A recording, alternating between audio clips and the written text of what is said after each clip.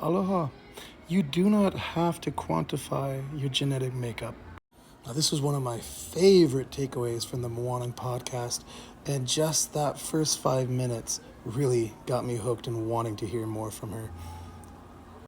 It truly is such an outside concept to quantify our genetic makeup and put numbers on how much of one race we are over another.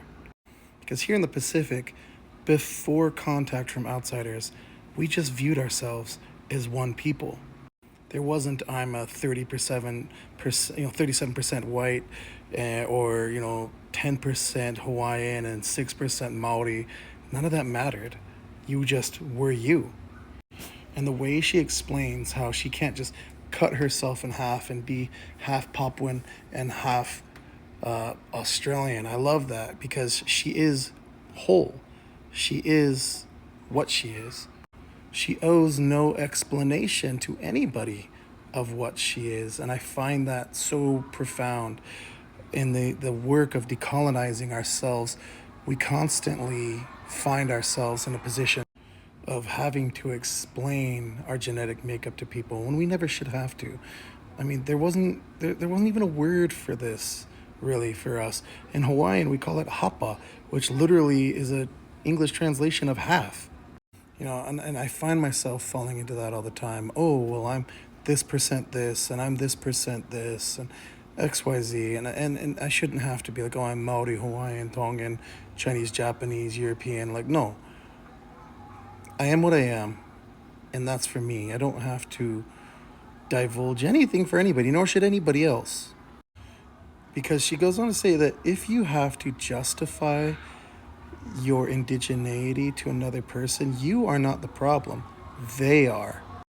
Because no person that's comfortable in their own skin is going to call somebody out based off of their genetic makeup and try to justify that they can or cannot do certain things or say certain things.